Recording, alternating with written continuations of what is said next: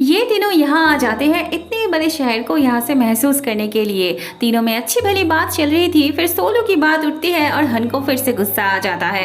हन को इस बात पे गुस्सा आता था कि सोलू ने इतना कुछ किया था, आयशी की जिंदगी बर्बाद कर दी उसने, फिर भी वो दोनों क्यों उसका साथ देते हैं। ये दोनों कहते हैं जहाँ आयशी ने उसे माफ कर दिया है वहाँ पे वो दोनों क्यों सोलू पे गुस्सा होके रहते। शीव को तो हन पे बहुत ज्यादा गुस्सा आने लगता है। वो हन से बेस्ट फ्रेंड की तरह प्यार करता था, उसके जाने से उस पे क्या गुजरी थी ये उसी को पता था, पर वो अपने गांव भी नहीं जाना चाहता था क्योंकि उसे कुछ बनना था, कुछ कर दिखाना था। हन उसकी बात सुन के थोड़ा शांत होता है, फिर वो उसे शांत करने लगता है। इन्हें देख के पता चलता है एक टाइम वो कितने अच्छे दोस्त हुआ करते थे, एक दूसरे से कितना ज्यादा प्यार करते थे। बाद में हन को कैंडी खाते हुए देख वो दोनों पूछते हैं वो अभी भी कैंडी खाता है। हन कहता है सबको लगता है वो जब गुस्सा होता है तब ये कैंडी खाता है, पर एक्चुअल में वो अपना गुस्सा रोकने के लिए, किसी को इंसल्ट करने से खुद को रोकने के लिए ये कैंडी खाता है। इसे खाते ही उसके मुंह में मिठास भर जाती है और तब बात करने का भी मन नहीं करता, पूरा ध्यान उस कैंडी पे चला जाता है। वो उन्हें भी ट्राई करके देखने के लिए कहते हैं, फिर तीनों कैंडी खाते हुए मस्ती करने लगते हैं। अगले दिन नियान हन से एयरपोर्ट पे मिलने जाने के लिए चेयर बोट बनाती है, पर वो जब तक पहुंचती है एयरपोर्ट तब तक हन वहाँ से निकल चुका होता है। थोड़ी देर बाद नियान हन के भाई को देखती है, वो कहता है हन बस की तरफ गया है। नियान भी वहाँ जाना चाहती है क्योंकि उसे हन को देखना था। हन बस के अंदर इंटरव्यू दे रहा था। थोड़ी देर बाद उसका भाई नियान को यहाँ ले आता है।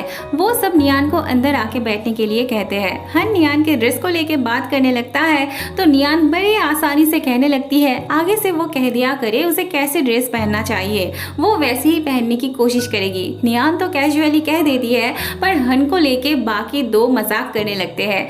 हन को बहुत एम्बेरेस्ड फील होने लगती है। वो नियान से धीरे से कहता है आगे से वो इस बात का ध्यान रखे कि हर बात ऐसे ही कैजुअली नहीं कहा जाता, लोग इससे गलत समझते हैं। हन का भाई बेचारा पीछे ही चला जाता है। उस तरफ सोलो अपनी बेटी को लेके अपनी पत्नी के पास आता है जो कि हन का असिस्टेंट भी होती है। यहाँ हमें इतना पता चलता है सोलो की बेटी अपनी मॉम से हेट करती है, वो तो उससे मिलना भी नहीं चाहती है। सोलो उसे अपने मॉम के साथ अच्छे से बात करने के लिए कहता है, पर उसे तो वहाँ बैठने का भी मन नहीं था। कानों में प्रॉब्लम होने की वजह से उसे कानों पे मशीन लगा के सुनना पड़ता था।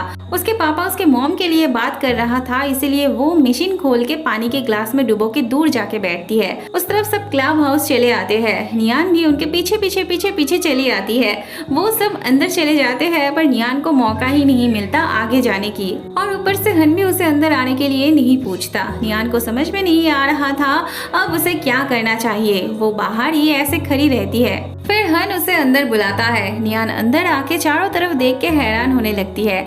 हन नियान को जूस का कैन देके एक कॉल करने जाता है। नियान देखते देखते यहाँ चली आती है।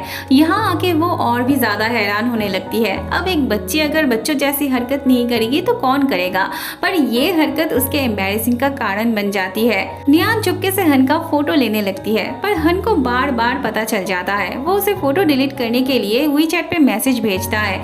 नियान तो उछलने लगती है हन को उसके वीचैट नंबर पता होने पे। हन उसे उछलते हुए देख अंदर बुलाता है। हन उसे फोटो डिलीट करने के लिए कहता है जो कि नियान ऑलरेडी कर चुकी थी।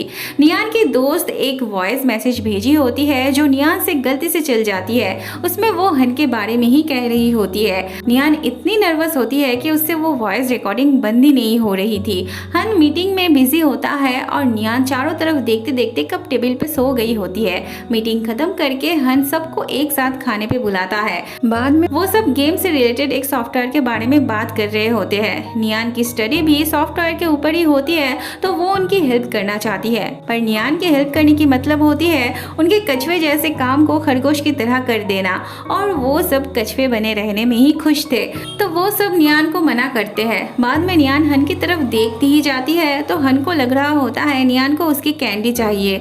वो उसे एक कैंडी देता है तो सब ओहो ओहो ऐसा करने लगते हैं।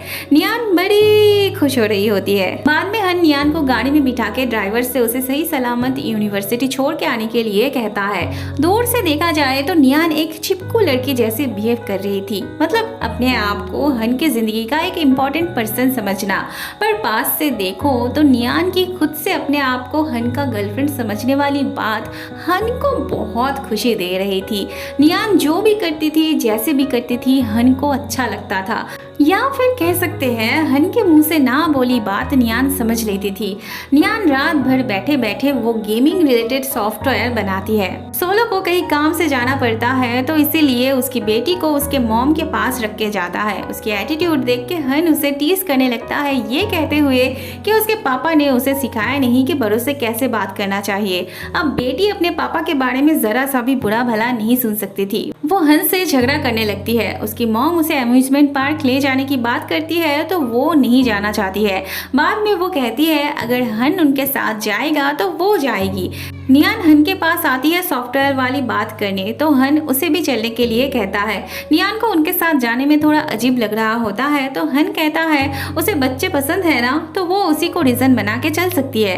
पार्क में आके सोलो की बेटी और नियान इसमें चढ़ते हैं। नियान की हरकत से सोलो की बेटी को समझ में आ जाता है वो हन को पसंद करती है। वो नियान की मदद करने के लिए बोट पे चढ़ने की बात करती है। वो और उसकी मॉम एक बोट पे चढ़ते हैं और नियान और हन को वो अलग बोट पे भेजते हैं। दोनों ही ऑकवर्ड फील कर रहे होते हैं एक साथ। हन नियान की फोटो खींच के देना चाहता है पोस्ट करने के लिए, पर नियान कहती है उसे पोस्ट करने में कोई इंटरेस्ट नहीं है।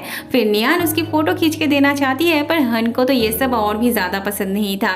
तब सोलो की बेटी ही ये काम पूरी कर देती है। वो नियान को हन के पास बैठने के लिए कहती है और दोनों की एक साथ फोटो लेने लगती है। हन उसे मना करते ही जाता है और नियान उस तरफ पोज देते ही जाती है। अगले सीन में हन को छोड़ के वो तीनों रोलर कोस्टर में उठने की बात करते हैं। नियान उसे चलने के लिए कहता है पर हन काम का बहाना देके वही रुक जाता है। हन को अपने पुराने दिन याद आने लगती है जब चारों मिलके उसे चढ़ने के लिए कहते थे पर हन चढ़ना नहीं चाहता था। फिर तीनों मिलके उसे जबरदस्ती बिठाते हैं पर हन वहाँ से भाग जाता है। उसे ऊंचाई से इतना ज्यादा डर था कि वो इस पे चढ़ के भी डर रहा था। बाद में हन अपना ये गेम लेके बैठता है तो सोलो की बेटी भी खेलना चाहती है। उसे ये बच्चों वाला गेम लग रही होती है पर वो तो कुछ ही सेकंड में हार जाती है। फिर नियान ट्राई करके देखना चाहती है, वो बहुत अच्छा खेल रही होती है। बाद में हन कहता है वो उससे ज्यादा रैंक किया है। ये दोनों नियान के लिए खुश होने लगते हैं, साथ ही हन के साथ उसके रिश्ते को लेके भी। बाद में सोलो की बेटी और उसकी पत्नी को ड्रॉप करके हन नियान को अपने साथ ले आता है। वैसे नियान ही आने के लिए उतावली हो रही थी सॉफ्टवेयर दिखाने के लिए। हन उसे कहता है उसे फ्रेश होके 15 मिनट रेस्ट लेना है, तब तक वो उसका इंतजार करे यहाँ। बाद में हन देखता है बहुत टाइम हो गया है। वो नियान के पास आता है तो नियान उसे समझाने लगती है। हन उसके करीब आके बात करने लगता है तो नियान की धड़कनें तेज हो जाती है और वो वहाँ से उड़ जाती है। हन नियान को बियर ऑफर करता है। नियान ना कहती है तो हन उसे बच्ची कहते हुए रखने जाता है, पर नियान को तो ये साबित करनी थी कि वो बच्ची नहीं है। उसे पीने में बिल्कुल भी अच्छा नहीं लग रहा था, पर हन को दिखाने के लिए वो अच्छा कहते हुए पीने लगती है। थोड़ी देर बाद नियान को चढ़ जाती है और वो हन की हालत खराब करने लगती है। हन उसे जितनी बार चुपचाप बैठने के लिए कहता है वो उतनी बार ही हन के पीछे पीछे आने लगती है। ऐसा करते करते वो हन के कमरे तक आ जाती है। फिर हन जल्दी से उसे अंदर ले लेता है। नियान को संभालते संभालते हन की सर पे चोट लग जाती है। बाद में वो बैंडेड लगाने जाता है और नियान वहाँ पे रखा हुआ ब्रेसलेट अपने सर पे ऐसे रखने लगती है। हन आके उससे वो वापस मांगता है पर नियान कहने लगती है ये उसे ही देने के लिए थी ना, ये उसी की है ना। हन उसे शांत करने के लिए हाँ कह देता है। धीरे धीरे ऐसा हो जाता है कि हन भी थोड़ा बहक जाने लगता है। वो नियान को किस करने ही जाता है पर अपने आप को संभाल लेता है। हन नियान को एक बच्ची की तरह अपने सीने में ऐसे सुलाने लगता है। हन को बहुत अच्छा भी लग रहा होता है।